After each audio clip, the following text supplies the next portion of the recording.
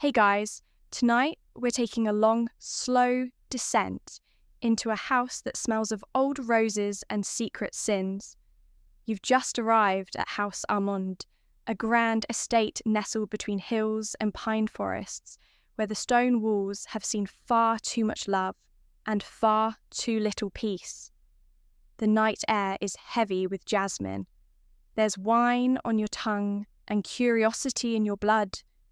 You're not quite sure why the Count invited you here, only that his letter promised quietude, beauty, and the company of kindred spirits. And yet, as you cross the threshold, you feel something pulse beneath the marble floors, something that doesn't want you to leave. You probably won't walk straight tomorrow. So, before you get comfortable, take a moment to like the video and subscribe, but only if you genuinely enjoy what I do here. And hey, drop a comment telling me where you're listening from and what time it is there. I always love knowing who's lying in the dark with me. Now, dim the lights, maybe turn on a fan for that soft background hum, and let's ease into tonight's journey together. The carriage creaks to a stop beneath a sky painted the colour of spilled wine. You stretch your legs, every part of you aching from the long road, but there's something sharper than fatigue inside you. Anticipation. House Armonde looms ahead, ivy-wrapped stone, crimson curtains flickering in tall windows, and a front door too grand for anyone who isn't royal or damned. The butler doesn't speak much. His eyes scan you like a man measuring a canvas before painting over it. He gestures for you to follow, and the sound of your boots clicking along marble floors echoes too loud. You pass by portraits that stare too directly. A woman's face, pale and expressionless, seems to follow you even as you turn a corner. Dinner waits in a long hall, lit only by chandeliers and candlelight. At the head of the table sits Count Armonde, a man carved from shadow and silver. His presence is unmistakable, not merely because of his sharp jawline or the way his black coat hugs his shoulders, but because of the silence that descends when he looks at you. He smiles, slow and unreadable. You made it. The roads are cruel this time of year, but not as cruel as time itself. His voice curls like smoke around your skin. Seated beside him is Lady Illyra, his wife. She wears a gown like melted pearls and carries herself like someone trained never to show her hunger. And yet, as you sit across from her, you feel her gaze slide across your collarbone like a warm finger. They ask about your life, small talk dipped in syrup, but neither one seems interested in your answers. Only in your mouth when you speak. You eat slow, the food an afterthought. You notice one empty chair. Illyra follows your gaze. She's late, she says softly. She's always late. She? You ask. Before Illyra can answer, footsteps echo from the far corridor, and in strides a girl, young, maybe no older than 22, with wild hair and a smirk that could tear open weak hearts. She wears a silk robe tied too loosely for modesty. I heard we had a guest, she purrs, sliding into the seat beside you. Do you like stories? You nod. Good, because no one ever leaves House Armonde without becoming one. The Count doesn't scold her. He only watches you both, swirling wine in his goblet like blood in a crystal throat. Later, you're shown to your room by a maid who seems to have no name. The hallways are endless. Every candle flickers, even when there's no wind. You ask about the girl at dinner. The Count's sister, the maid says. One of 3. She pauses. The most dangerous one. You laugh nervously. Why? She doesn't fall in love, the maid whispers. She catches it, like a fever. Your room is high in the west tower. The sheets smell like lavender. You undress slowly, mind still humming. Somewhere in the estate, a piano plays a minor chord. You fall into bed, and for a moment you think you hear footsteps outside your door, followed by laughter. You're not sure whose. You wake before the sun, not with alarm, but with that strange alertness that only visits unfamiliar beds. The sheets have tangled between your legs, your skin warm from dreams you can't quite recall. Something about eyes watching you from behind a curtain. Something about soft lips brushing your ear. When you open your door, the corridor is empty, but a ribbon, red silk, fragrant with perfume, is tied to your handle. A note tucked into its knot reads, in a hand both careful and chaotic, "Come to the gardens before breakfast. Wear something the Count wouldn't approve of." Essay. You smile despite yourself.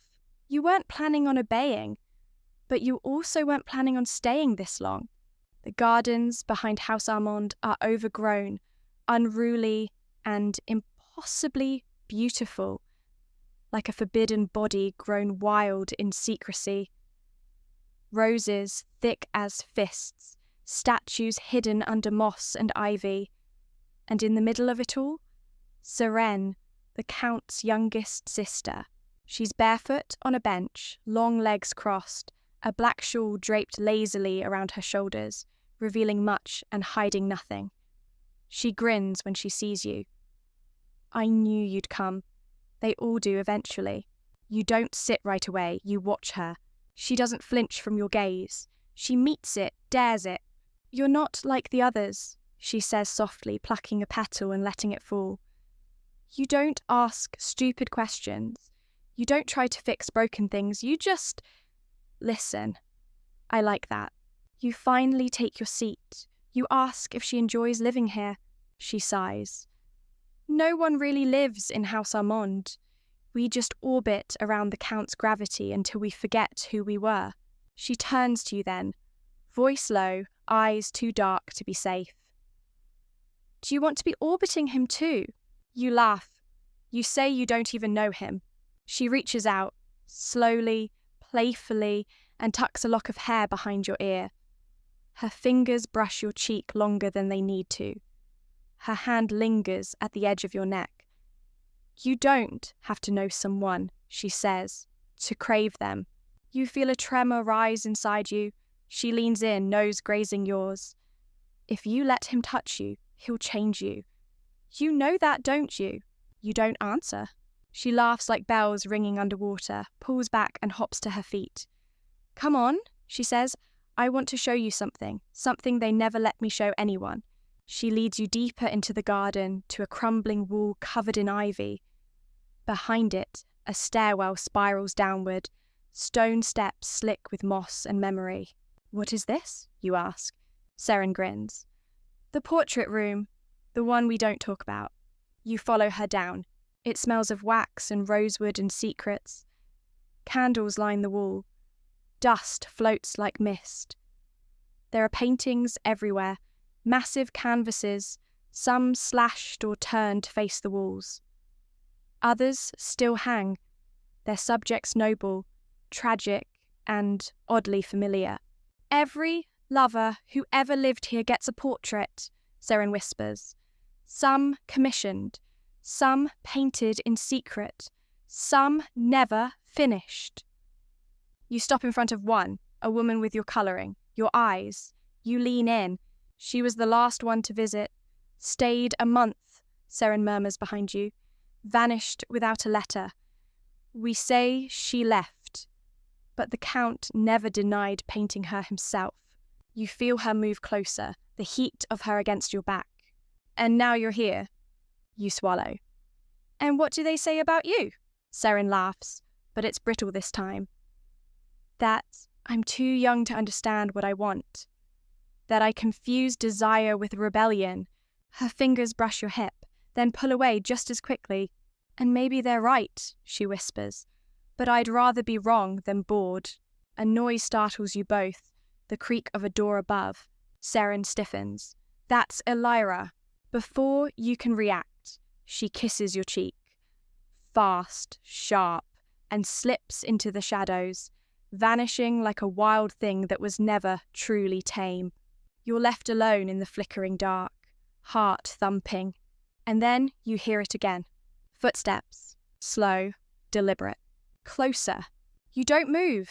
You barely breathe. The footsteps echo against the stone stairwell, slower now, as if whoever is descending has no need to rush, no need to explain. You glance around, searching for an exit, but the portrait room offers only stillness and walls of staring eyes. The candlelight dances wildly on the cracked faces of long-dead lovers. And then he appears. The Count. He steps into view like a ghost that forgot to stay dead. Black coat, perfectly tailored, gloved hands behind his back. His silver hair glints in the dim light, and his eyes, God, his eyes lock onto yours like they're reading a passage you didn't mean to write. I see Seren has already shown you our family's darker corners, he murmurs, his voice slow, precise. She has a taste for danger, for temptation. You open your mouth to explain, to deflect, but his gaze softens. He lifts one hand, removes the glove, and brushes dust from the frame of the portrait behind you. His fingers come dangerously close to your shoulder. She was beautiful, he says, the one before you. Too fragile for this place, this family. Then, turning toward you, he adds softly, but you're different. You ask what he means, the words catching in your throat. You feel everything, he replies, even when you try not to. He takes a step closer. You can smell him now. Oak wood, leather, and something darker. And I confess, I like that in a woman. His thumb grazes your wrist. The contact is slight, but the tension it summons is not. You shiver. You're not sure who leans in first, him or you, but suddenly your lips are an inch apart. His breath is warm. His hand brushes your lower back. You should leave this room, he whispers. It doesn't end well for those who stay too long here. But he doesn't move. Neither do you. He kisses you, slow, calculated, designed to linger. His lips are warm, his mouth slightly parted, but controlled. So exquisitely restrained it drives you mad. Your hands rise to his chest, not to push him away, but to steady yourself against the ache growing between your thighs. When he finally pulls back, you feel dizzy. "I'll see you at supper," he says. And then he's gone as quickly as he came. You make it back to your room with trembling knees. You try to breathe, to think. You tell yourself it meant nothing, that you're just another guest. But your body disagrees. The memory of his mouth still burns on your lips. And then, as if the house is conspiring against you, you notice the mirror, just slightly tilted toward your bed. Just enough to reflect what you look like when you're undressing. You slide off your gown, slowly. The silk clings to your thighs. You watch yourself in the mirror as you slip a hand down your body. Your breath quickens. You imagine his voice in your ear, his hand replacing your own. You touch yourself, delicately at first, but with increasing desperation. You're no stranger to your own pleasure, but tonight it feels different. Charged. Observed. When you finish, you bite your lip to muffle the sound. You lie back, chest rising and falling, flushed and undone. And as you catch your breath, your eyes drift to the edge of the mirror again. You could swear, you see a shadow move behind it. But when you sit up, heart pounding, there's nothing there. Only the soft hum of the estate and your pulse thudding like a drum. Morning arrives in shades of grey and gold. The light slips through the heavy drapes like it's afraid to touch you. You lie there, bare under the sheets, body warm from the night before, skin tingling with phantom memories. The mirror stands quietly in its corner, innocent again, just glass, just reflection. You try to dismiss the shadow, the whisper of breath you could have sworn was not your own. But in this house, Nothing ever feels entirely imagined. The bell chimes once through the corridor. Breakfast is being served. You dress carefully, choosing a deep plum dress, high-necked, elegant, but soft where it matters. The corridor is empty as you leave your room, but you feel eyes on your back. This place hums with a presence that lingers behind every wall, like a memory that refuses to fade. The dining hall is quieter than last night. Only Lady Elira is seated. She stirs her tea slowly, her back straight, her profile bathed in amber light. Her gown is simpler this morning. No jewels, no lace. But she radiates power, the kind that doesn't require adornment. "Good morning," she says without looking up. You greet her and take your seat. A maid pours dark coffee into your cup. The Count's absence weighs heavy in the space between the two of you. "You met my husband last night," she says, finally meeting your eyes. You nod. Her gaze lingers too long. You take a sip, careful not to let your hand tremble. "He doesn't sleep," she says. Not really. He wanders instead, finds warmth where he can. You feel her words pressing in on you, not accusing, but knowing. "Everyone who comes here thinks they're special to him," she continues softly, "that they're different. But House Armonde," she leans forward, her voice a silk thread, "it doesn't allow new loves, only reflections of old ones." You ask her if she regrets marrying him. She smiles, just barely. "I regret thinking love would protect me from this place." She stands then, gliding around the table toward you. You expect her to leave, but she stops beside your chair. "You look flushed this morning," she murmurs. Her fingers gently touch your jaw. "Did you sleep well?" You don't answer. Her thumb brushes your cheek. "I used to look like you, before I learned not to feel too much." She turns away, then stops at the doorway. "Come find me in the greenhouse," she says, "when you're ready for the truth." You delay, you roam instead. The house seems to change with your mood. Hallways you didn't notice before, mirrors where there were once tapestries. You find yourself in a small sunroom where Myrelle, the oldest sister, sits sketching with charcoal. She gestures for you to join her without looking up.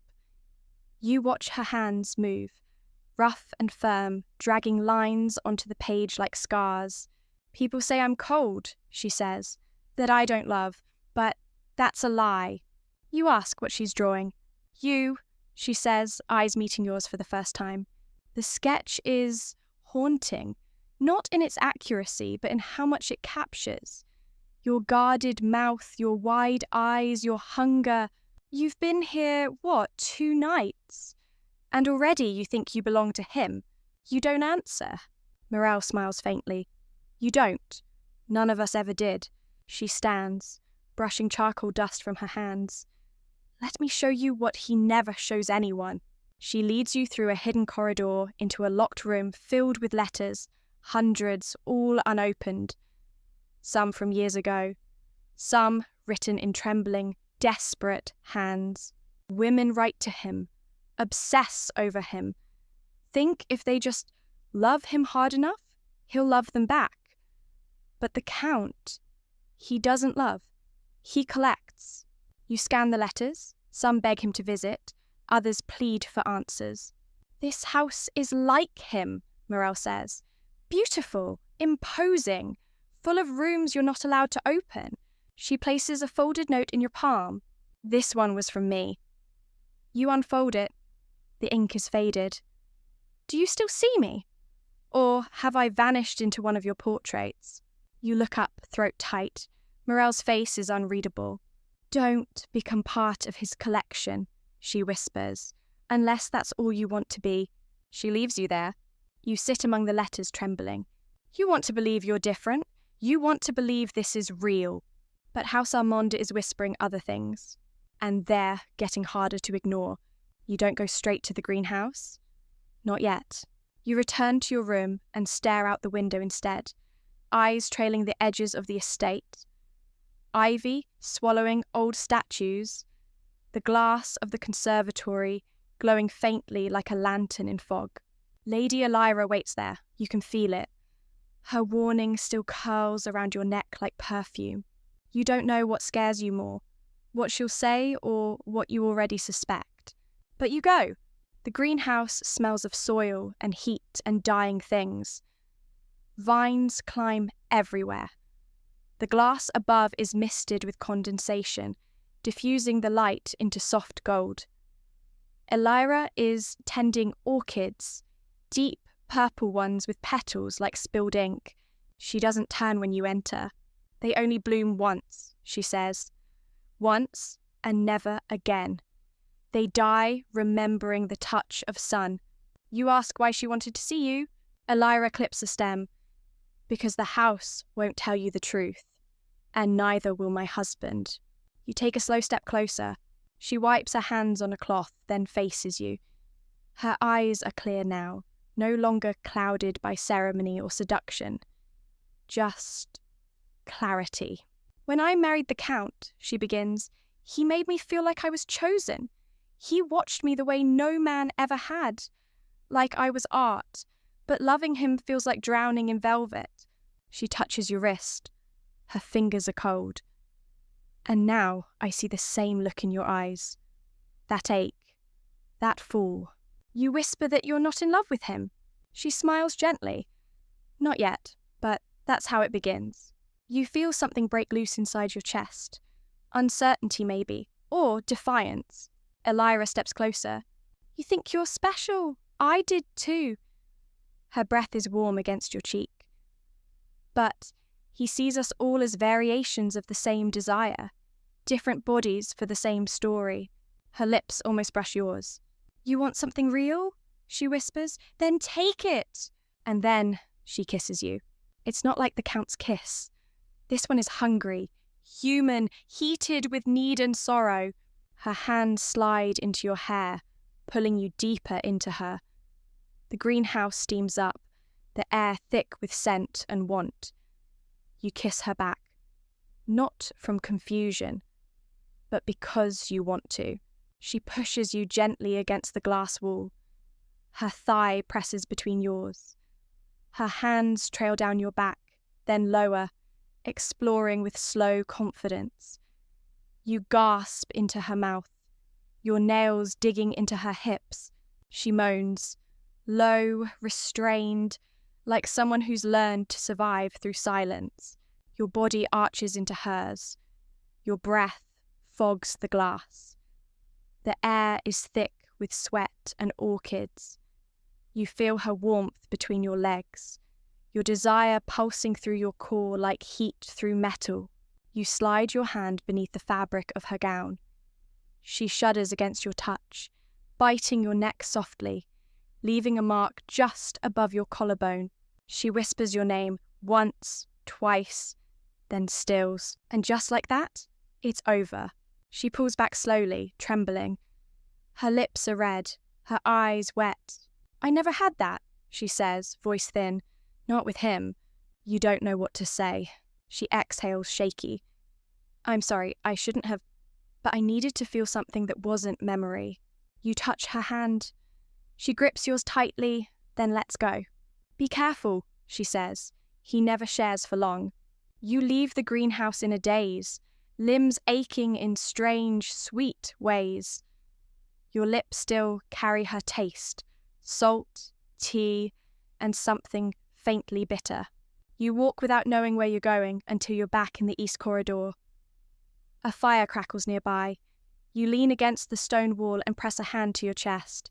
Your heartbeat feels conflicted, not just from lust, not just from longing. There's something growing in you now, something deeper, something dangerous. You've been kissed by both of them, tasted the Count's restraint, felt Elira's ache, and neither was enough. Because now you want more, of all of them, even the parts you probably shouldn't. Night again. Sleep doesn't come. Not after her kiss. Not after that warning.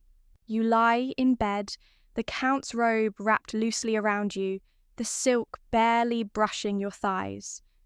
Your skin still tingles, as if touched by two ghosts, one of desire, one of danger. Outside, the wind howls. You wonder if it's always like this here, or if the house itself sighs when secrets stir. The clock chimes midnight. A knock at your door. You sit upright, soft. 3 taps, familiar. You don't say a word, just open it. The Count stands there, barefoot, shirt undone to his waist, his hair slightly damp as though he's been walking through fog or sweat. Or both. I couldn't sleep, he murmurs. You step back, an invitation. He crosses the room, quiet as mist. He doesn't look at your lips, or your body, or even your eyes. He just sits at the foot of your bed, elbows on knees, head bowed. You sit beside him. He speaks first. Elira kissed you. You stiffen. She told me. A faint smile. She always does, eventually. You don't reply. I'm not angry, he says, softer now. I'm relieved. She's not as numb as she pretends. You ask if this is some twisted game. No, he says, voice rough. It's not a game. It's a wound. He turns to you then, eyes dark and gleaming. Do you know what loneliness does to people? He leans closer. What desire does when it can't find a name. His hand reaches your cheek. His fingers are gentle. Your breath catches. She was mine, long before she was ever a wife. You blink, confused. She was my cousin, he whispers. Silence. She grew up beside me. We shared everything. Laughter, secrets, our first kiss. Your heart stammers. She was supposed to marry another, he says. But I made sure she didn't. I wanted her, even though the world didn't want us. You ask if she loved him back. She did, he breathes. She does, but not in the same way anymore. He strokes your hair, tucking it behind your ear. Now, she loves me like a scar. You let that sit between you. That terrible, beautiful truth. A family of lovers, a history written in stolen moments and silent punishments. And yet, here you are, drawn to both of them, tied to a passion that feels older than logic, older than your presence in this house. The Count leans closer. I don't need your judgment, he says, lips near your neck. I only need your honesty. You turn your face toward his. Then ask me. He meets your eyes. Do you want me? You don't speak. You reach for his wrist instead, sliding your fingers up the inside of his arm. His breath falters. You guide his hand to your waist, then higher, then down again. You kiss him. This time it's not careful, not rehearsed. It's full of need, of knowing. He growls low in his throat, pushing you gently backward onto the bed. The silk robe opens with a whisper. His hands follow your curves with reverence and urgency, peeling you apart as if unveiling a painting. He moves slowly, purposefully. Not a man in control, just a man who's chosen to surrender. Your bodies align, heat to heat, skin to skin. When he enters you, it's like a story completing itself. He doesn't rush. His rhythm is languid, teasing, almost reverent. One hand cradles the back of your head, the other steadies your hip. He whispers things in your ear, half in English, half in a language older than this country. You cling to him, digging your heels into the bed for leverage, hips tilting upward, needing more. The pleasure builds slowly, like a storm rolling in from the horizon.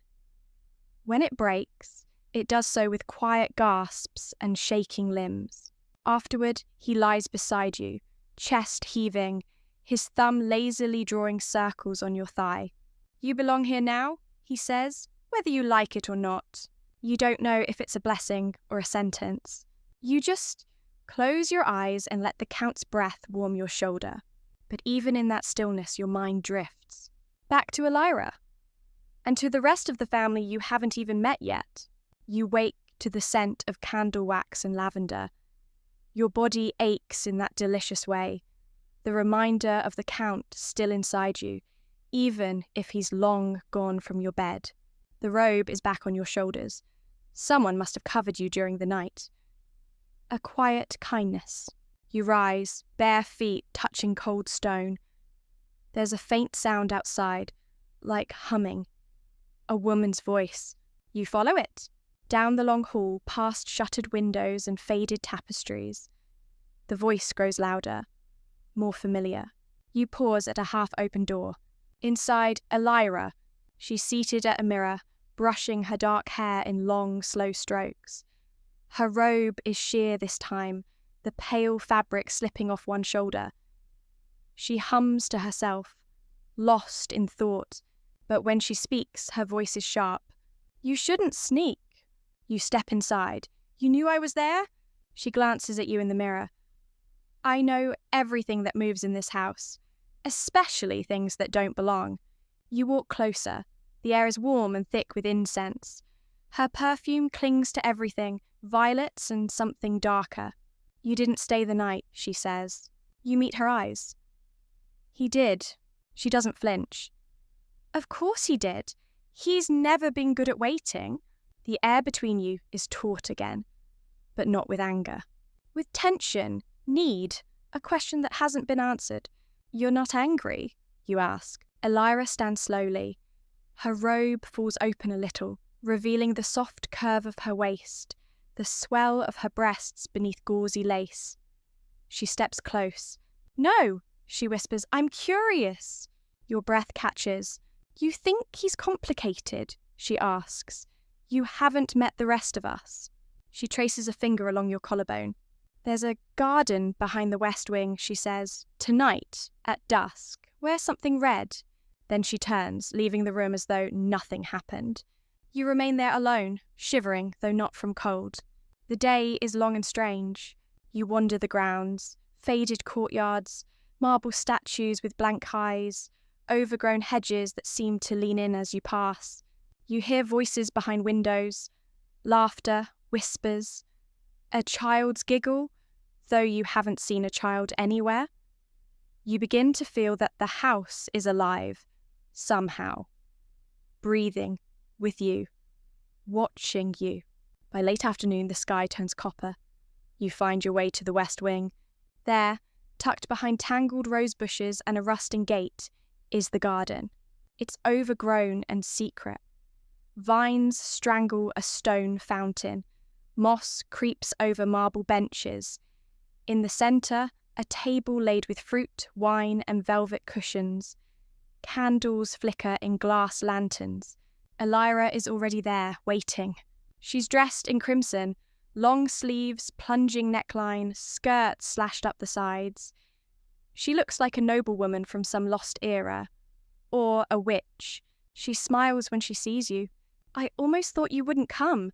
You sit opposite her, your dress the same red she requested. She pours 2 glasses of wine. I want to show you something, she says, and pulls a velvet box from her lap. Inside are letters, dozens of them, tied in silk ribbons. Some are brittle with age. They're from women, Elira says, and men, all lovers, some of his, some of mine, some of both. You blink. Why are you showing me this? She smiles. Because you're one of us now. Then she leans across the table, brushing a grape across your bottom lip. Eat, she whispers. And then, if you want to understand this family, you'll have to let go of what you knew before. You ask, let go of what? She rises, steps around the table and straddles your lap. This idea, she says, that love is a line. You grip her hips without thinking. She rocks slightly, your thighs warm beneath her weight. Here, love is a circle, she says. A fire. Sometimes it burns where it shouldn't. Her lips graze your cheek. You tasted him, she whispers. Now taste me. You do. Her mouth is softer, more patient. She kisses you like she's reading you, memorizing every gasp, every pause. Her hands are firm, guiding, coaxing you open. The garden is silent, but you feel the house listening. She slips a hand beneath your dress, fingers dancing along your thigh. When she touches you, it's slow and deliberate. She watches your reaction, her own breath unsteady. You pull her closer. The cushions press into your back. Her body covers yours, skin against skin, red fabric tangling between your legs. She moves like she's done this 100 times. But it feels new. You tremble beneath her, not just from pleasure, but from the weight of realization. This isn't just sex, this is an invitation, a seduction into something deeper, a family web, a myth in motion. When you come, it's with her name on your lips. Elira. She rests her forehead against yours. Now, she says, you're truly inside. You don't know if she means the family, the house, or her, maybe all of it. The air after is impossibly still, as if the entire garden is holding its breath. You lie beneath her, the velvet cushion damp beneath your back. Elira's breath slowing against your shoulder. Her leg remains draped lazily over your thigh. She smells of wine and jasmine and something deeper, like ink on an old letter, or a secret kept too long. Her fingers trace idle circles across your belly. You feel it now, she murmurs. The pull. You nod, but you don't answer aloud, because your body is still ringing, not just with the afterglow, but with something stranger. The sensation that you've crossed a threshold into a world of tangled devotion and veiled truths, that you're becoming part of a pattern older than the manor itself. Elira rises and reaches for the letters again. She unties one and hands it to you. A woman's script, curved, elegant, marked with tiny ink smudges where tears might have fallen. To the Count, with trembling hands. I've left my husband for you. You told me once that I was a mirror. I now believe you meant I reflect all that you cannot face. I still want you. I still bleed for you. But this house, it's not just you I dream of anymore. It's her too. I think she visits me when I sleep. You look up, your breath hitching. Elira, who was she writing about? She doesn't meet your eyes. It doesn't matter. Not anymore. You feel the knot beginning to tighten again. A feeling of being drawn into a story already in progress. Your role written before you arrived. Does he know you show these, you ask? Elira smiles faintly. He doesn't need to know. She gathers the letters back into their box and tucks it beneath her arm. He forgets people once they're gone, she says. But I remember them, all of them. I'm the keeper. You realise then, her role isn't just lover. It's archivist, priestess, confessor, and maybe something else too. Later that night, you're back in your room. You've bathed. The heat clings to your skin. Your robe sticks lightly to the back of your knees as you pace the room, unable to sleep. You should feel satiated. Instead, you feel tangled. There's a rustle at your door. A note slid beneath. It's unsigned. The boy with the lute, the one by the southern wall. He watches you when you walk. You should let him speak.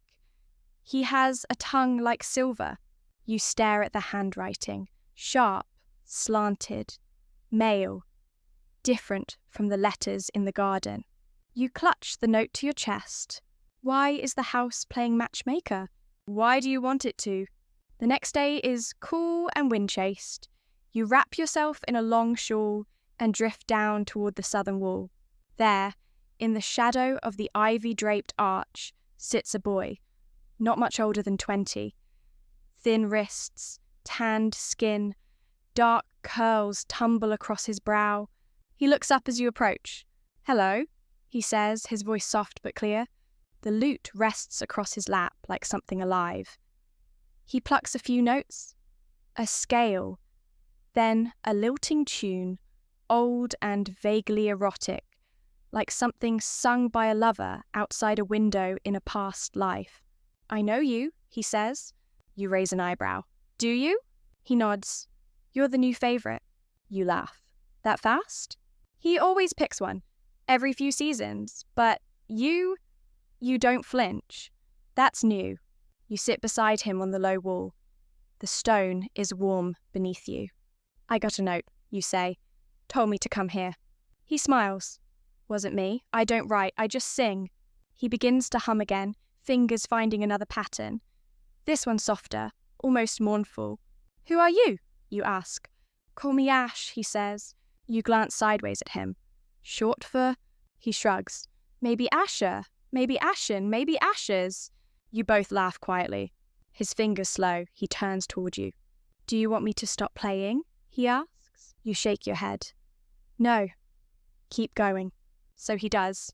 But this time, he plays with his eyes on you. And when his hand drifts from string to your knee, you don't stop him. The touch is tentative, testing, like he's used to being ignored. You cover his hand with yours, and the music changes. He leans in. The kiss is soft, trembling. You can feel the hunger beneath it, but he waits for your signal. You deepen it. His hands begin to roam, beneath your shawl, up your thighs. His lips press against your neck, your collarbone, your chest. He whispers your name like a prayer.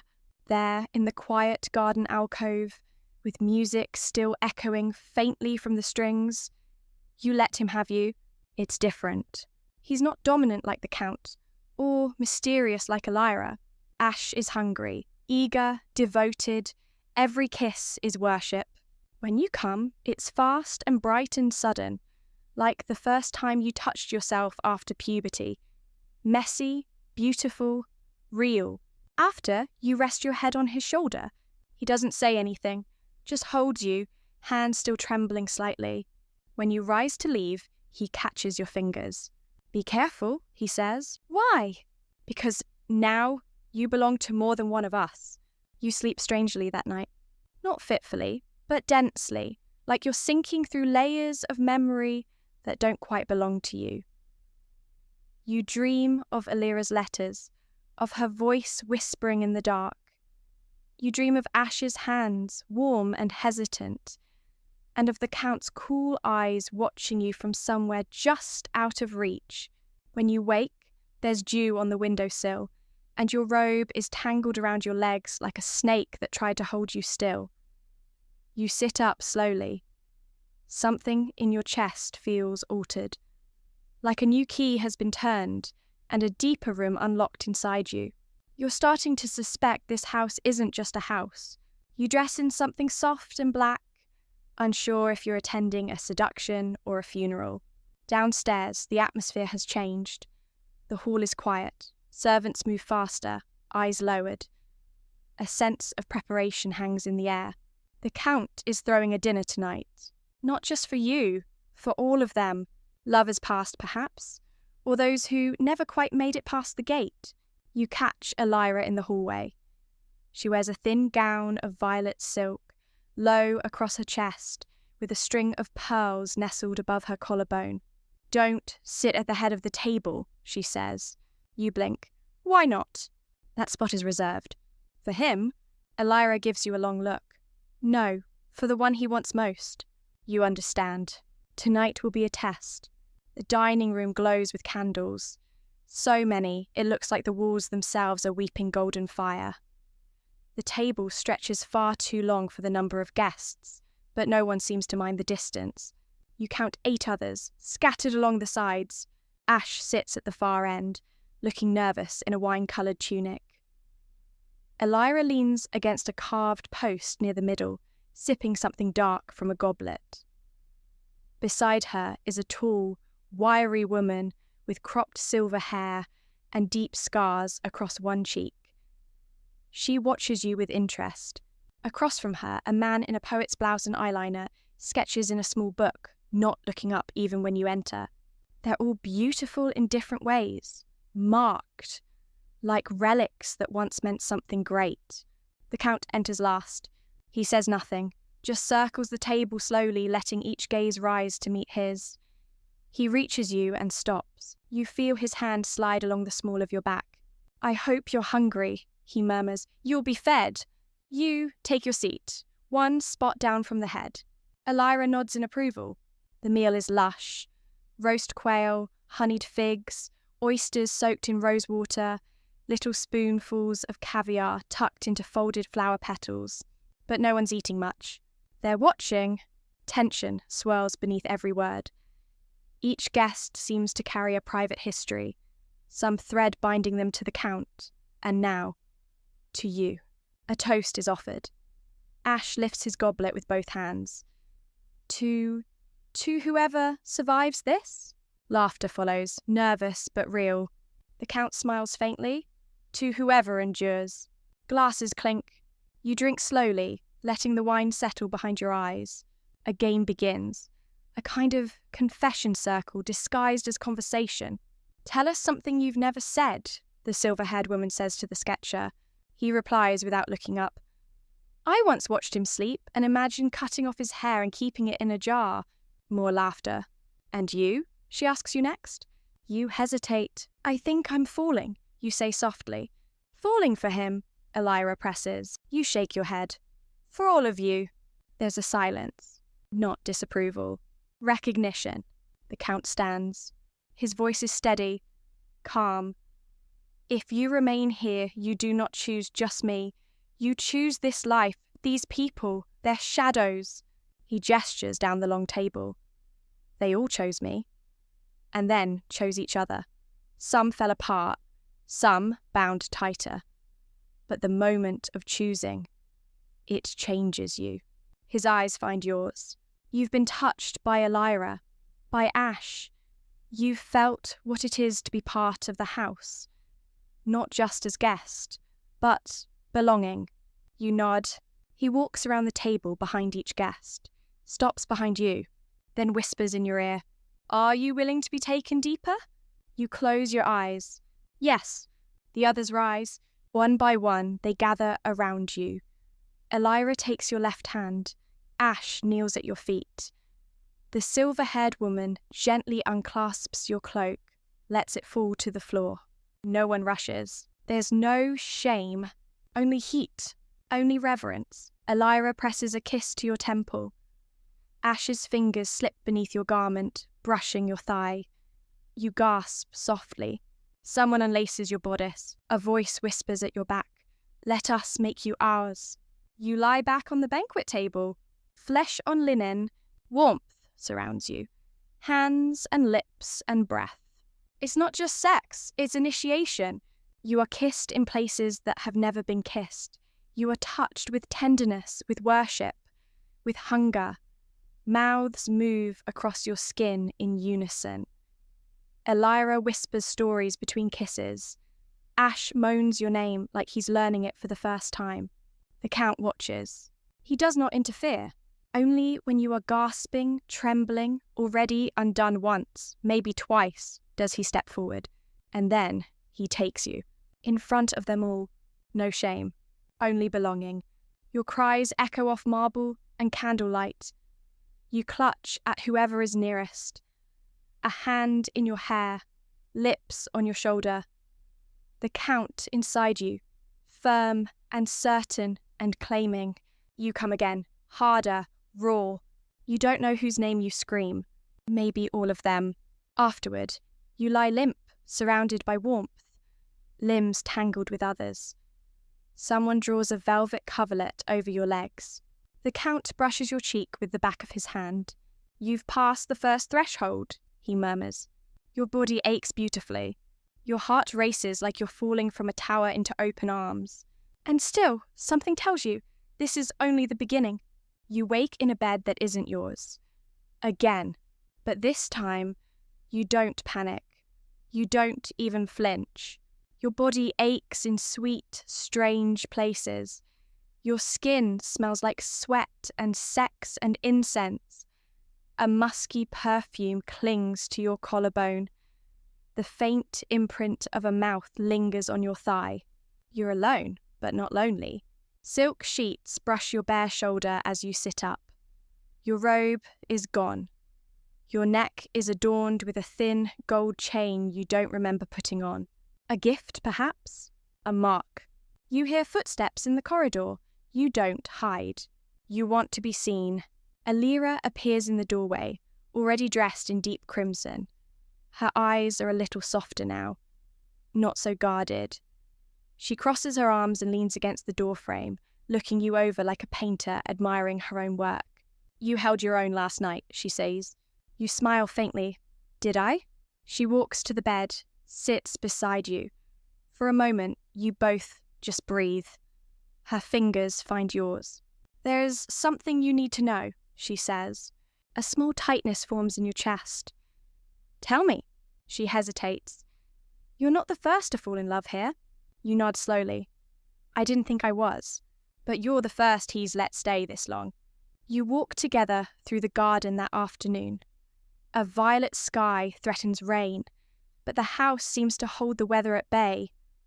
The roses bloom darker than usual, almost black. There's a tremble in the air, like something underneath the earth is waking. Elira tells you about the woman who came before you. Her name was Dea. She was stronger than all of us, fierce, made of iron and ice. He loved her deeply, maybe too deeply. What happened to her? She left, or died, or became something else. You stop walking. "She became the house," Elira says. You blink. "What do you mean?" She wandered its corridors for too long, lost herself in his desires. She went too deep. And now, the house answers to her moods.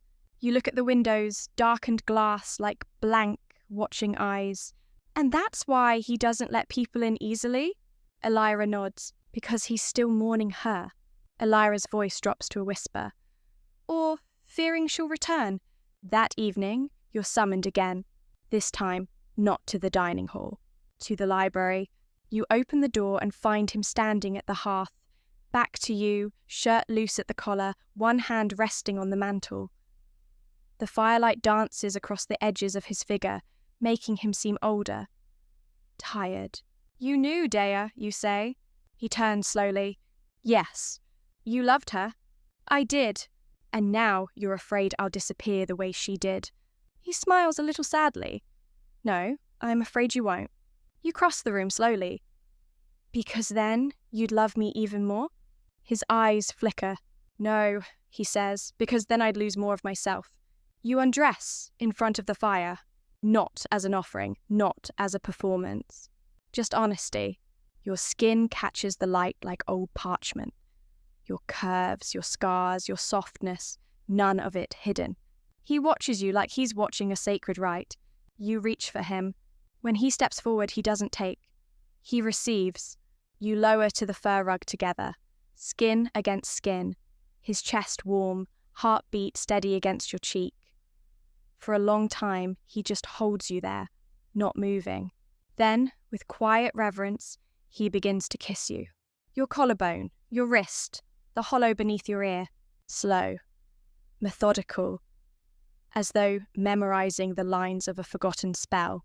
You wrap your legs around him and he slides inside. No urgency, no climax-driven thrust. Just rhythm, breath, soft moans against firelight. You feel everything. His weight, his need, his restraint, his fear. He doesn't want to break you. He wants to keep you. You touch his face, draw him in deeper. He groans your name like it's a question, an apology, a promise. And when you come together, it's like an exhale that's been held for centuries. You collapse beneath him, limbs tangled. Neither of you moves for a long time. Later, as he dresses, you ask, "Why did you bring me here?" He pauses, adjusting the cuffs of his shirt. "I didn't," he says. "You walked in on your own." Your breath catches. "Then why didn't you send me away?" He looks at you, and in that look is the truth. He tried. But you made yourself unforgettable. You linger in the warmth of the hearth long after he leaves. The embers pulse like a fading heartbeat, the smell of wood smoke clinging to your damp skin. You stretch across the furs, not ready to move, not wanting the weight of your body to return. You feel both more real and less human than ever before, as if you've become something in between. A guest, a lover, a secret the house itself is now keeping. Outside the library, the mansion has changed again. The corridors are longer. Doors appear where there were none. Mirrors lean at strange angles, reflecting candlelight that flickers without wind. The shadows seem to listen when you speak. You test it, softly whispering his name, and swear the walls shiver in reply. You're not sure if you're going mad or if this is just what desire does to people here. In your room, you find a letter. It's written in a hand you don't recognize. Not his, not Elira's. No greeting, just a single line. You are not the first to sleep in that fire. You stare at it for a long time. Then, slowly, you fold it and tuck it beneath your pillow. You dream of blood-red curtains and hands pulling you deeper into a bed that has no bottom. The next morning, Elira brings breakfast. She doesn't ask about the night. She doesn't need to. But there's something in the way she watches you pour tea, as if she's studying you for signs of a transformation. Like she's wondering whether to be jealous or afraid. Elira, you say, how long have you been here? She lifts an eyebrow, long enough to forget what before felt like. You swallow. Did he love you too? She smiles. Everyone here has worn that crown for a time. The teacup clinks as you set it down. Your hands are trembling again. Does it get easier? No, she says, voice soft. It just gets harder to leave. Later that day, you hear music. Not from the dining hall, not from the piano in the library. It's coming from the western wing, a part of the house you've never entered. The notes are strange, minor key, lilting, almost sad. You follow them, barefoot across cool stone. The air here is heavier, laced with a smell like jasmine and old perfume bottles. You find a door slightly ajar. Inside, mirrors. Hundreds of them, tall and narrow, wide and warped, gold-framed and bare. Each one reflecting not just you, but different versions of you. You in a green gown. You crying. You laughing in someone's lap. You alone with a bloody rose in your hand. Your heart hammers in your chest. And in the centre of the room, a figure playing a violin. A woman dressed in black lace, eyes closed, moving like a shadow with strings. She stops playing as soon as she sees you. Her voice cuts the silence. You shouldn't be here. You step into the room anyway. Your reflection splits 100 times around you. I heard the music, you say. The woman lowers her violin. She's older than Elira, maybe. Or just more worn. You'll lose yourself in here, she warns. Who are you? I was his. You pause. Was? She smiles faintly. We all were. That's the trick. Your stomach tightens. And now? I'm what's left when the heat fades. A song echoing after the dance ends. She walks toward you, heels tapping like a metronome. She touches your cheek. He likes the scent of wildflowers. Wear them next time. Then she slips past you and disappears behind a mirror. You stand alone in that strange room, surrounded by dozens of eyes that are only yours, all staring back, and not one looking the same. That night, when he comes to you, he's quiet, different. You can tell something in him is unsettled. He touches your hips like they might vanish. His kisses are slower, less urgent. There's a weight in his breath, and when you arch into him, he whispers your name like a prayer he's afraid to finish. Tell me something true, you say, mid-thrust, voice shaking. I've only ever lied to myself, he answers. Then lie to me, you whisper. He moans, buries his face against your chest, and moves deeper. The fire crackles nearby, casting gold across his back. You wrap your legs tighter, pulling him closer, trying to draw something real out of the illusion. When you come, it's not loud. It's soft, shattering, like glass breaking in snow. And when he finishes, he doesn't collapse. He pulls away, quickly, almost fearfully, as if afraid he'll stay if he doesn't run. He dresses in silence, leaves you naked and awake. You sit up in the bed, heart thudding, and there, on the pillow beside you, lies a single wilted wildflower. You don't sleep after that. Not truly. You lie still, body humming with aftershock and questions, staring at the ceiling until the candle burns out. Even in the dark, you feel his presence. Not next to you, but lingering. like heat left behind on a bed, or breath in the air long after a whisper's gone silent. The wildflower feels like a warning. You don't know what kind. By morning, the mirrors in the west wing are gone. You return, retrace your steps exactly, but all you find is a narrow corridor ending in stone. No doors, no music, no scent of perfume or jasmine. Just cold air and a chill that settles somewhere deep in your ribs. It makes you feel as though you've dreamt it. You carry that silence with you into the garden. Elira finds you near the pond, tossing small stones into the green water. She says nothing for a while, just stands beside you, watching the ripples. "He's pulling away," you finally say. Elira shrugs. "They always do." You turn toward her, your voice barely above a whisper. "Why?" Her lips twitch into something like pity or regret. Because once they taste something real, they're reminded it can be lost. You want to ask what she lost, but you're not ready to hear it. Instead, she leans in close, the scent of her hair herbal and warm. "He's planning something," she says softly.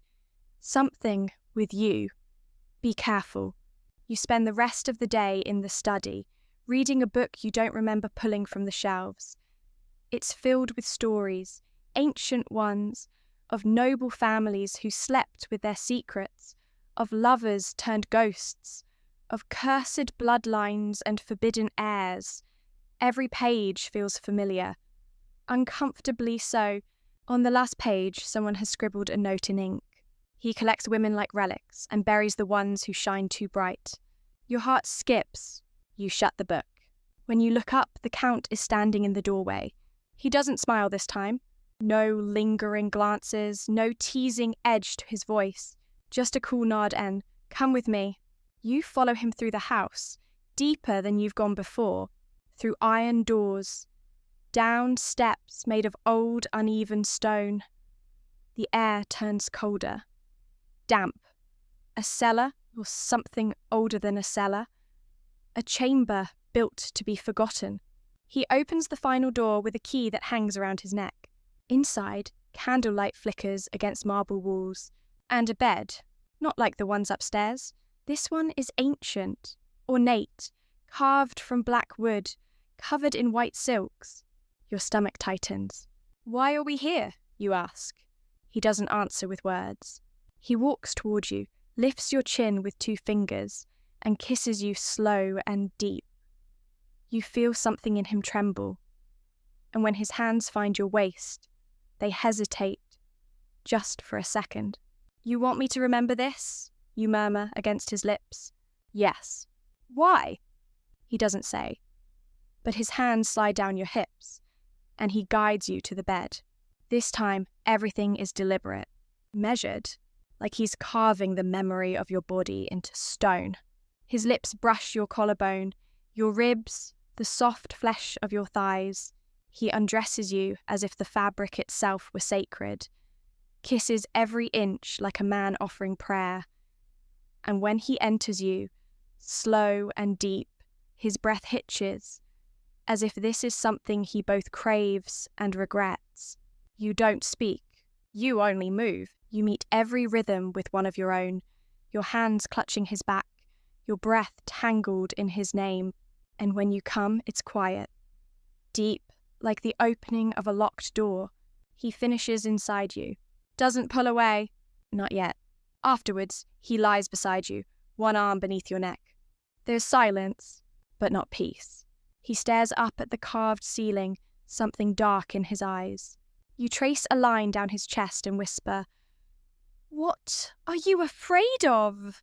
He turns to look at you, not cruelly, not sweetly, just real you, he says, and you don't know if it's the truth or a new kind of lie. But it curls around you anyway, just like his arm, just like his shadow. He disappears again. Not for days this time, but hours.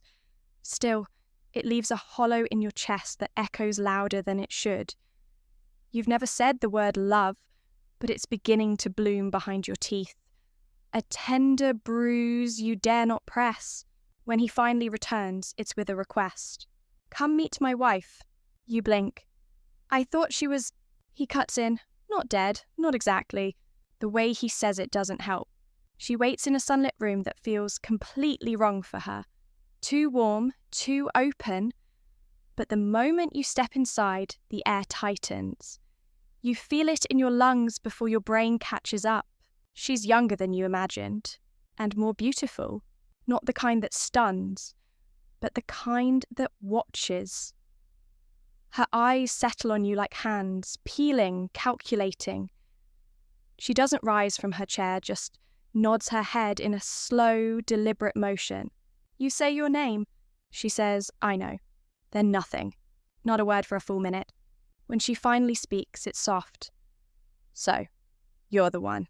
You glance at the Count, who stands just behind you, still, unreadable. You don't know what to say, so you settle on the truth. I don't know what I am yet. Her smile is sharp. Good answer. They were married young. That's what she tells you as you walk through the overgrown greenhouse she's claimed as her own. I was 15, she says. He was 19. Our families merged for land, titles, and tragedy. You raise an eyebrow. She laughs. You'll learn. There's always a tragedy in old money. You watch her brush dust from a wilting orchid. And now, you ask? Now he keeps me like a monument, a reminder of what he owed, of what he lost. She turns to you, and perhaps what he fears. The plants around you rustle in the breeze, but you hear something else under her words. A warning! She's not his prisoner. She's his mirror. You find the Count alone later, sitting in the courtyard where old statues crumble into ivy. He's staring at nothing, wine untouched beside him. She's beautiful, you say? He nods. Yes, she scares me. She should. You sit across from him, legs crossed, arms folded over your knees. Why show her to me? Because you asked what I'm afraid of. He meets your gaze. And I needed you to see it. You lean in slowly, a soft smirk on your lips. You think I'll become her? I think you already are. Later, when the sky bruises purple and the air turns thick with the scent of honeysuckle and dusk, he takes you to the music room again. The piano has been cleaned, the mirror returned, but the reflections are wrong. They shimmer, like water disturbed, as you walk past. And when you look too long, you catch flickers of motion that don't belong to you. Still, you stay. He plays again. This time the music is gentler. It weaves through your limbs like smoke. You move toward him, barefoot on the polished floor, your nightgown thin and loose. You sit beside him on the bench, fingers grazing his wrist as he plays. He doesn't stop. You lean in close, pressing your lips behind his ear. Play me open. He shivers, and does. You rise, turn, climb onto the piano itself, silk trailing over the wood as you lay back. He watches you, hunger sharpening every line in his face. But it's not only lust, it's hesitation, like you're the thing that might break him. When he finally moves, it's with reverence. He pulls your thighs apart, mouth following the path your pulse thunders beneath. His hands are careful but firm. He kisses you like your scripture. And when his tongue finds the softest part of you, your breath leaves your lungs in a rush of heat and disbelief. You arch, moan, clutch the edge of the piano. The mirror catches it all, but you don't look away. You want to be seen, to be known.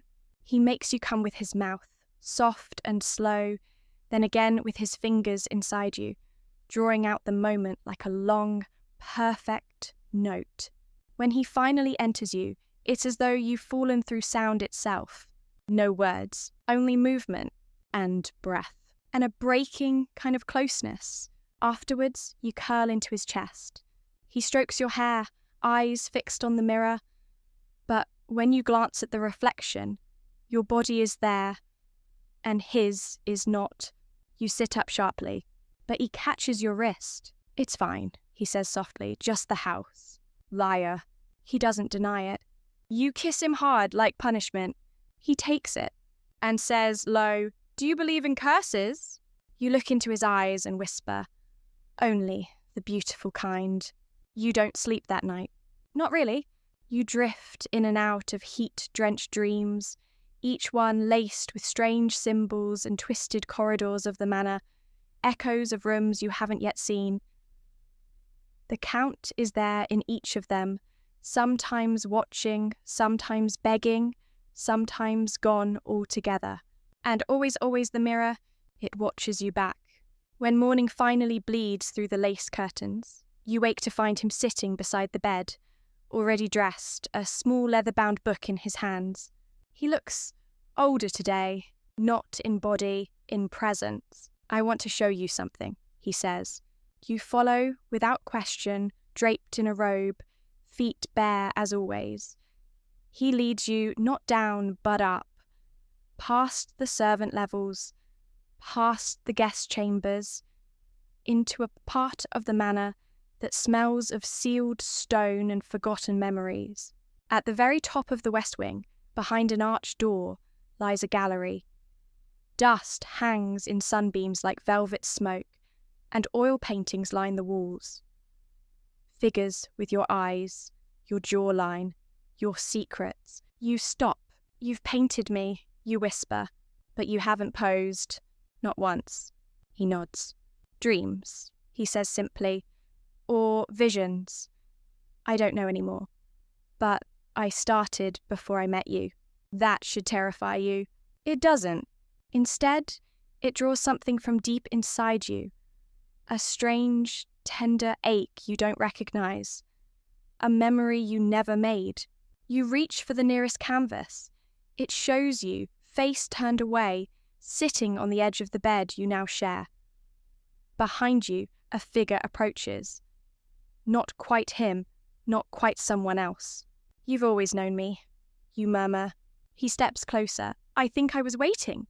Later, in a sun-drenched alcove beneath stained glass shadows, you press him against the wall. Your robe parts slowly, intentionally. He watches reverently as your skin reveals itself in shards of coloured light. "I want to know how far this goes," you whisper. He doesn't answer, just slips his hand around the back of your neck and kisses you like hunger incarnate. The alcove becomes an altar. You straddle him, breath warm on his cheek, your thighs pressing in as your hips begin to move.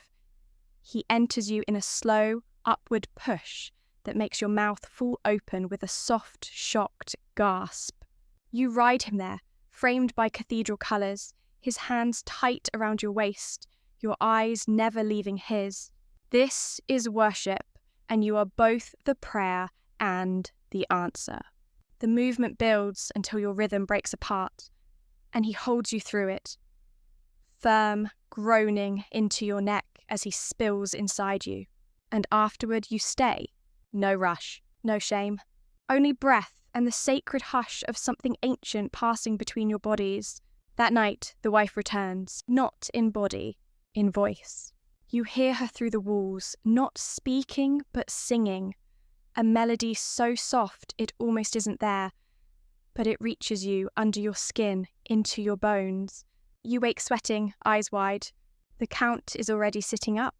"She does this sometimes," he murmurs, "when things get too close." You stare at him. "Does she haunt you?" He exhales. "No, I think she guards me." You shake your head. "Then why do I feel like I've trespassed?" His voice is hollow. "Because you have." You return to the greenhouse the next day. She's there again, kneeling in the soil, gloveless, hands dirty, eyes glittering with something sharp and satisfied. "You let him paint you," she says before you speak. "That means something." You cross your arms. "Why do you care?" She smiles slowly. "Because I used to be the canvas. Before I became the wall he hangs it on. You don't know what to say to that." So she stands, brushes the soil from her palms, and looks you up and down. "He sees things before they happen," she says. "Always has. But he's never been able to stop them." She pauses at the doorway. "Remember that when the fire comes?" Then she leaves, and the wind that follows her smells of smoke. That night you sit by the mirror again, alone. The reflection shows you sleeping, which you are not. And beside you, no one. You reach for the edge of the frame, fingers cold on the silver rim, and whisper into it. Am I already gone? The mirror doesn't answer, but your breath fogs on its surface, and you swear, just for a moment, that another face looks back, one wearing yours. One, smiling. The next morning is unnaturally quiet. No footsteps echo down the halls, no rustling skirts, not even the usual scrape of cutlery from the distant kitchens. Just the slow, creeping hush of something watching. You find the Count by the window, holding a crystal decanter that catches the morning sun like blood. I dreamt you left, he says without turning, and I couldn't follow. Your throat tightens. You'd let me leave? He finally looks at you, eyes dark, unreadable. I don't think it's about permission anymore. There's something fragile in his expression now. The calm before an emotional fracture. You want to go to him, and you do. Your hand finds his chest, presses lightly where his heartbeat pulses. Then hold me while I'm still here. And he does. He pulls you in with an ache so deep it hums beneath the skin. You fit together like you were always meant to. His mouth finds yours. Not rushed, not ravenous this time, but slow and full of longing, like he's memorizing the taste of goodbye. The love-making today is different. There's no need to rush, no performance, no question of who will take control. He undresses you one breath at a time, warm hands tracing the shape of your ribs, the inside of your elbows, the hollow behind your knee. He touches like someone exploring memory, like this might be the last time.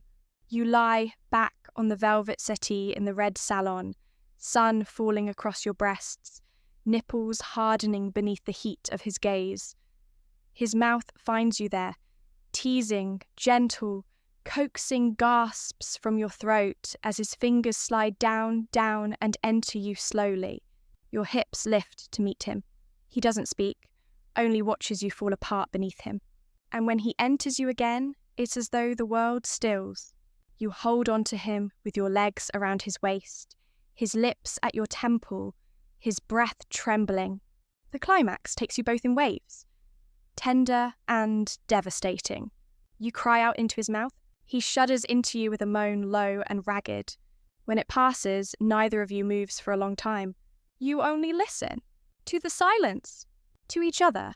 To something shifting underneath it all. You dress slowly, hands shaking a little. Will you tell me what this is? You ask. His answer is so soft you almost miss it. It's a warning. Your breath catches. But he doesn't explain further. Just steps away, pulling his shirt back over his shoulders like slipping into armour. You follow him through the manor, down a passage you've never seen before. Cold, narrow, sloped. It leads to a room hidden behind a bookcase in the West Wing library. Inside, candlelight, velvet, and stone. A single table, a large iron key, and a letter. He doesn't speak as he hands you the envelope. His eyes stay on the floor. You read, it's from her, the wife, not a ghost, not a figment, a woman, alive, or at least once. Her writing is smooth, elegant, urgent. It speaks of visions, of bodies turning cold, of a cycle that repeats. You, again and again. Always you. I saw your face long before he did, she writes. You are the hinge, the fire, the thing that wakes and ends us all. You lower the page, breath thin. I don't understand. He takes your hand. I think we're part of something older than us, something that keeps spinning, trying to get it right. You blink. And what if this time is the right time? He doesn't smile. I don't think we're meant to survive it if it is. That night, you lock the bedroom door. Not out of fear, out of ritual, out of readiness. He takes you slowly, kneeling between your thighs like a man offering himself to fate. His tongue circles your clit with reverence, and his fingers coax you open until you're dripping and restless beneath him. When he enters you, it feels like prayer. You meet him, thrust for thrust, your hands gripping his back, your legs tangled in his. He kisses you so hard it's almost bruising, but it's the kind of pain you welcome. The kind that says you're here, you're real. The release is overwhelming. You sob into his chest, nails digging into his skin. He holds you like he's anchoring himself to life. And maybe he is, because when it's over, you feel it. Something shifting, like the air itself inhaled, and hasn't exhaled since. Later, you lie awake in his arms, listening to the creak of old wood, to the breathing of the house, to the distant sound of something scratching at the edge of your mind. You whisper, "What happens tomorrow?" His answer comes without hesitation. "Tomorrow we burn." You wake before dawn. The windows are fogged with breath and chill, the fire long gone out. He's still beside you, arm flung over your waist, breath soft on your neck. But something feels wrong. There's a scent in the air, not his, not yours. Ash. You rise quietly, wrapping a robe around your bare shoulders, padding across the cold stone floor. The hallway outside is darker than it should be, candles snuffed as if by an unseen hand. Your feet move on instinct, drawn down the winding stair toward the west wing. And there it is. The portrait. Her. It wasn't there yesterday. You see her now? Lady Malia, the Countess? A woman with your eyes. Not just similar, identical. Painted in crimson velvet, lips parted in mid-whisper, as if she's about to say your name. You reach out, and the air sparks. Your fingers freeze. She moves. Only a fraction, just the corner of her mouth lifting, like the painting itself is amused. Behind you, a door creaks open. "You weren't meant to find that yet," a voice says. You turn. It's Lys, the brother, but something in his eyes is wrong. Blacker, deeper, like they go too far back. "She's waking," he says simply. Your heart pounds. Who is she?" His smile is slow, cold. "The one who remembers." Later that day, the Count calls a gathering. It's not a feast, not a ceremony, just a meeting. His brothers, his sister, the woman with the storm-coloured eyes. They all sit around the great hall like a council of doomed angels. You sit beside the Count, his hand on your thigh beneath the table, grounding you. He speaks like a man reading a script written in blood. "We have to end it." Eyes narrow, heads tilt. Someone laughs. "End what?" his sister asks, voice like cracked bells. "This cycle," he replies. "This house. Us." A silence falls so heavy it nearly crushes you. He continues. She knows now. She's seen Malia, and if she's seen her, it's too late to stop the spiral. We either burn it clean, or we live it again. No one argues, not even you, because deep inside, this isn't your first time loving him. It won't be your last, unless something finally breaks. That night, you sit in front of the fireplace with him, naked beneath a fur throw, your legs draped over his, wine on your lips, fear in your chest. "Tell me what it feels like," you say. He looks at you. "Love?" You nod. His fingers trace your collarbone, like drowning in something that breathes.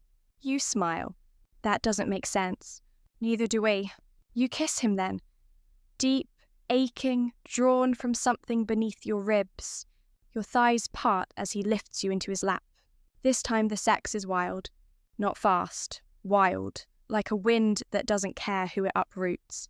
You ride him slowly, grinding into him with purpose, your breasts brushing his mouth, your nails raking across his chest. He grips your waist, groans into your neck, his cock buried deep, pulsing. Your rhythm builds, faster, slower, then faster again. Your climax comes like a wave crashing against a cliff. His follows in a cry that's almost a sob, but even as he spills into you, you feel it. The world cracks, a seam in reality itself, and through it, a flicker. Another version of you. Another time. Another fire. After, you lie tangled together, breathless, trembling. He brushes your hair from your face. I can't protect you anymore, he whispers. You cup his jaw. I don't need protection, I need the truth. He hesitates, then nods, and tells you everything.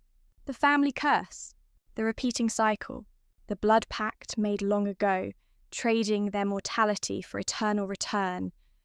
Not immortality, but recurrence. Every few generations, they're reborn in different forms. And in every version, you return too. But you never remember until it's too late. And the only way to stop it, you ask. He doesn't blink. We burn it all. You lean back. And if I choose not to, his voice is soft. Then we begin again. You breathe in, close your eyes, and make your choice. You wake in the dark again, but it's not the same. The room feels thinner, like the walls have breathed out and not back in. The velvet drapes no longer sway gently, but hang stiff as if holding their breath. The count is gone. In his place, a letter. It's written in that looping hand you've begun to recognise as older than him. Older than paper. Older than time. You touch the parchment. It's warm. If you are reading this, the house has already started to close. You have 3 choices. Find me in the chapel and burn the book. Stay in the West Wing and lose yourself again.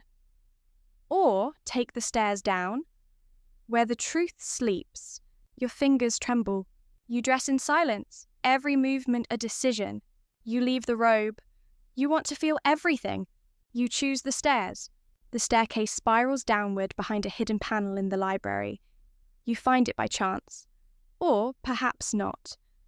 A particular book tilts the wrong way, and the shelf sighs open. Torchlight glimmers. Air from below smells ancient. Parchment, sweat, something metallic and sour. You descend slowly, your bare feet silent on cold stone. Each step is a memory. The first kiss in the snow. The time he left you in a tower for weeks. The time he carved your name into his chest. The time you died, or thought you died, with your fingers curled around his. You reach the chamber. It's a mirror. No, many mirrors, a circle of them. In each one, you, but not just you. In one, you're a queen in red, bleeding from the crown. In another, you're a handmaiden naked on a marble floor. In another, you're bound and begging, and the count is behind you, whispering in Latin. In another, you're him, and he's you. You stagger back. The reflections move on their own now. You drop to your knees. Tears come from somewhere ancient. Then, in the centre, a final mirror ripples. He steps out.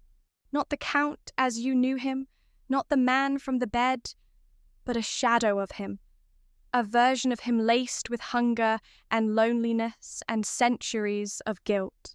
I thought I could keep you from this, he says. You stand. You can't, he nods. You're right. He takes your hand, leads you back to the chapel. The others are waiting.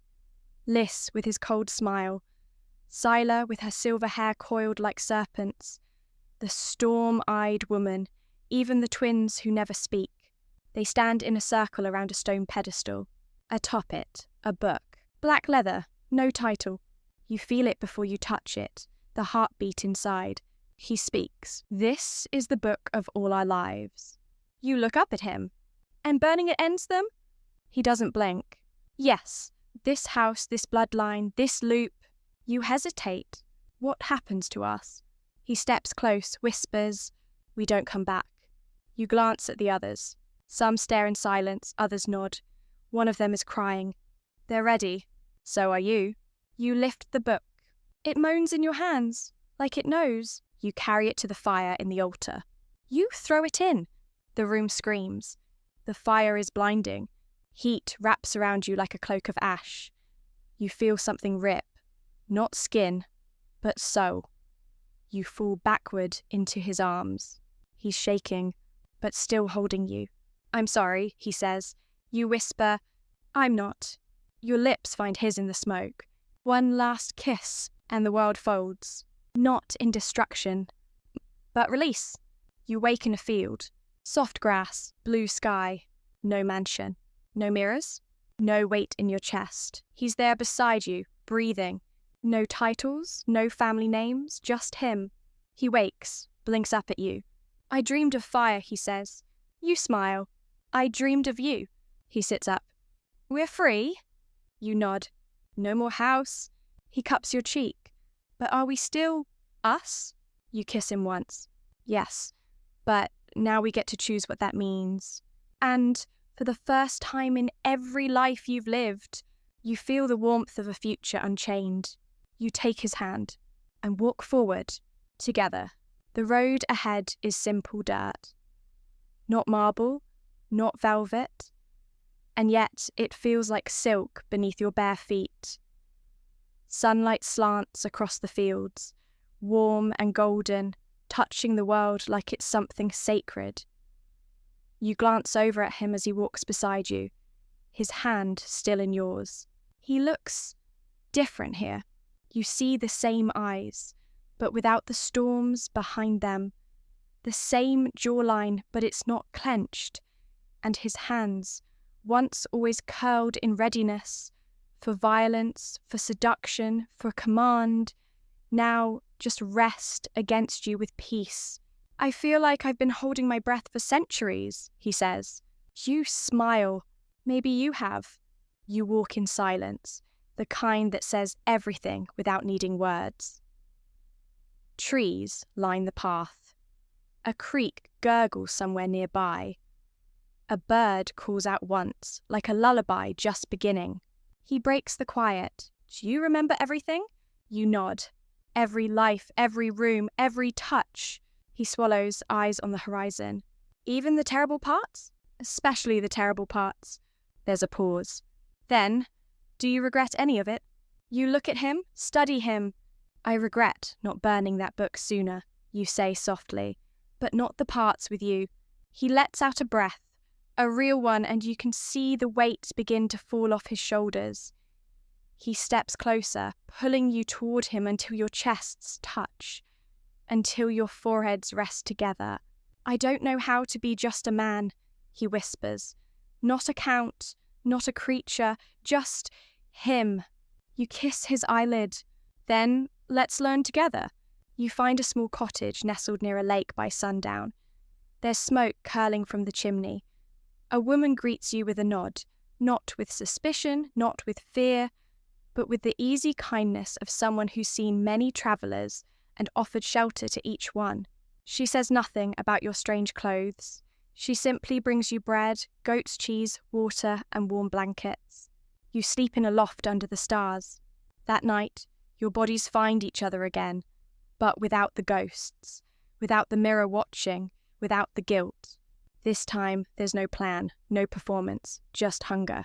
You lie back and he lays beside you, tracing your collarbone with his fingertips, his touch feather-light, reverent.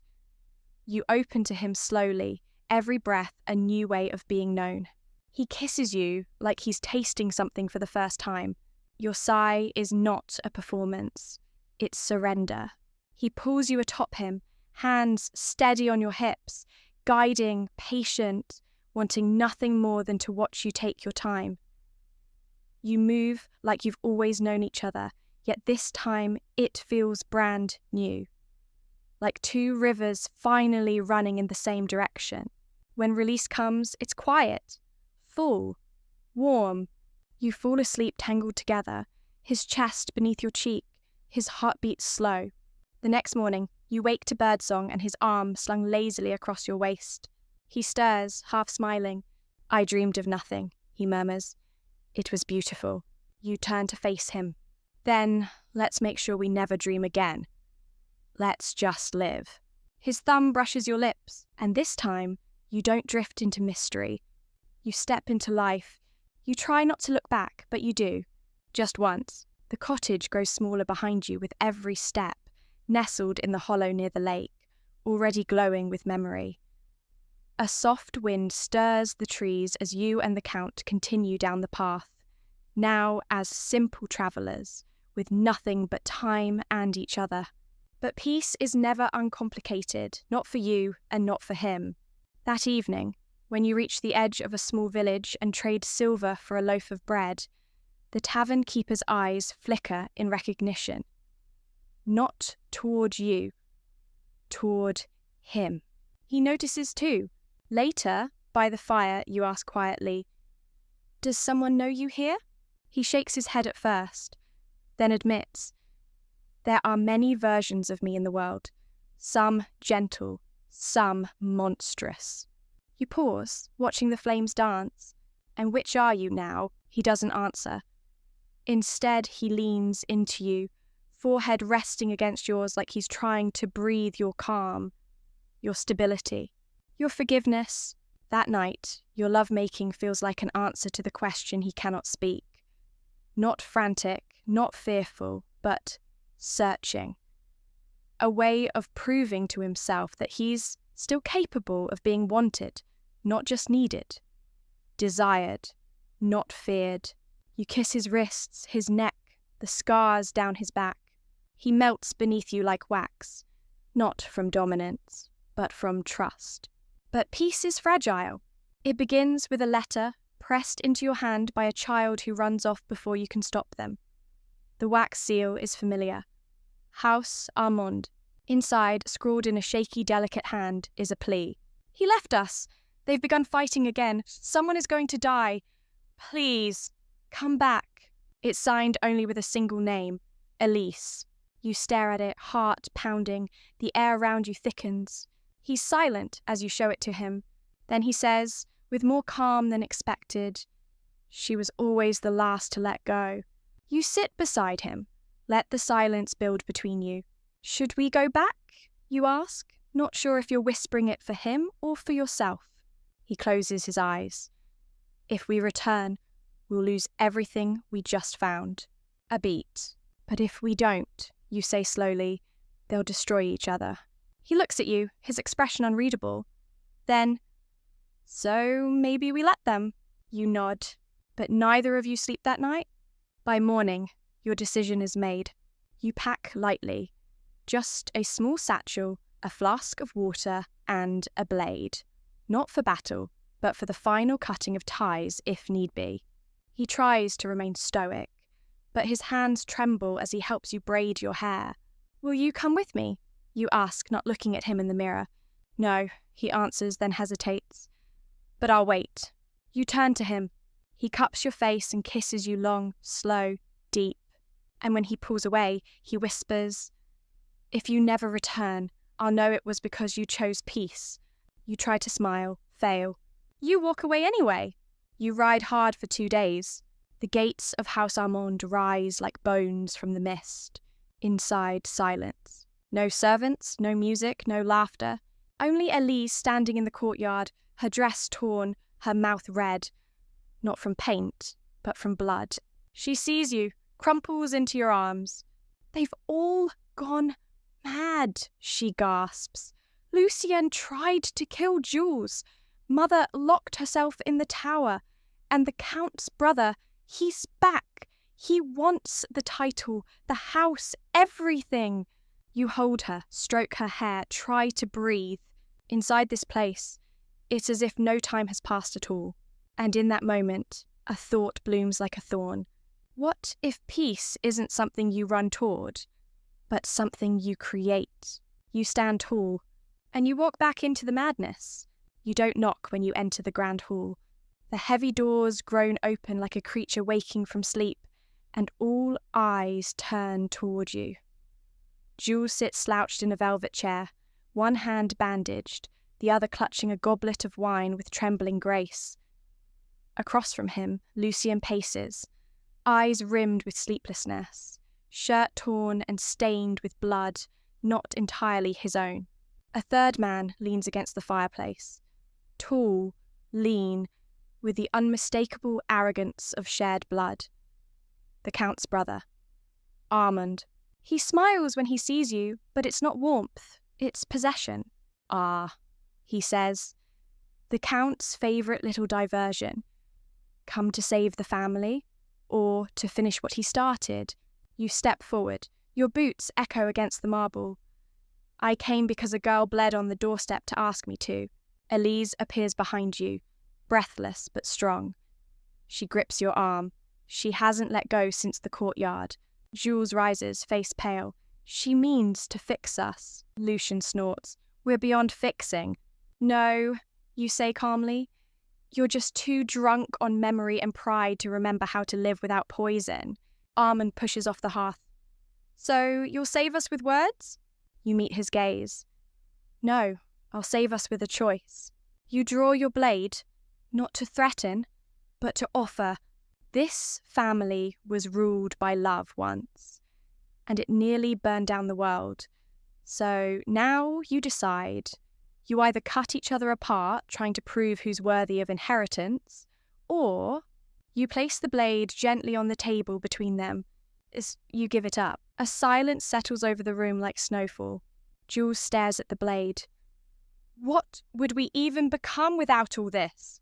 Human, Elise whispers. Lucien looks at you, then at her, then closes his eyes. And when he opens them again, you can see the little boy in him.